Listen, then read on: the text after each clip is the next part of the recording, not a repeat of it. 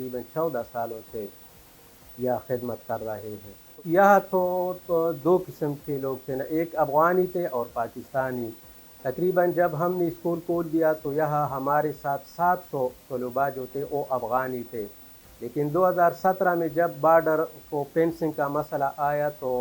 हुकूमत पाकिस्तान ने border management के सिलसिले में इन तलबा को जो है वो बंद कर दिया। तो फिर हुकूमत ने इन तलबा के लिए RFID के नाम से एक कार्ड इशू किया, और जब इस कार्ड को इशू किया तो तकरीबन 300 तलबा जो है वो हर रोज़ाना पैदल स्कूल आते जाते थे। 7 महीने हो गए कि कोविड-19 के सिलसिले में अफ़गान बच्चे जो है वो स्कूल नहीं आ सकते। इंटरनेशनल पब्लिक स्कूल में जो अफ़गान तलबा पढ़ रहे थे, तकरीबन इसकी तादाद 150 से ज़ायद है, वो इसी बॉर्डर से उनको एक खुसूसी पास इशू किया गया था बॉर्डर मैनेजमेंट की जानिब से, और वो हर सुबह इसी बॉर्डर को क्रॉस करके यहाँ पे आके अपने क्लासेस लेते थे और आफ्टरनून में वो दोबारा अपने घरों के लिए जाते थे। स्कूल इंतज़ामिया और जो